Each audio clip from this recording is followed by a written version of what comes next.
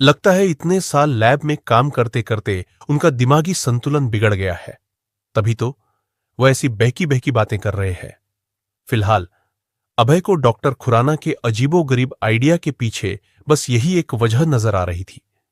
अगर वाकई में डॉक्टर खुराना उससे मजाक नहीं कर रहे हैं तो फिर उनका दिमागी संतुलन ही बिगड़ा हुआ हो सकता है। अभय, पहले तो तुम शांत हो जाओ और पानी पियो।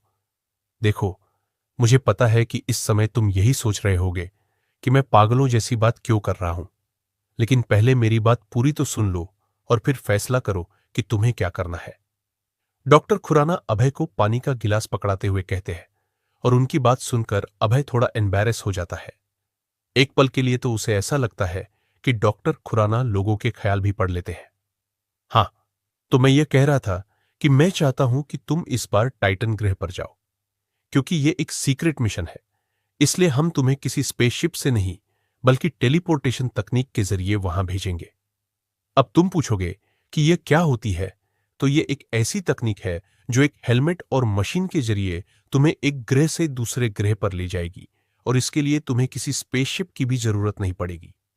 तकरीबन 100 साल की रिसर्च और मेहनत के बाद हमारे साइंटिस्ट ने इस तकनीक की खोज की है।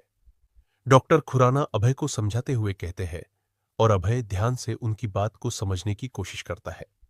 ये नई तकनीक, नई खोज और अपनी प्रॉब्लम सॉल्व करने के लिए एक नई दुनिया में जाने का आइडिया। क्या डॉक्टर खुराना के पास सच में कोई टेक्नोलॉजी है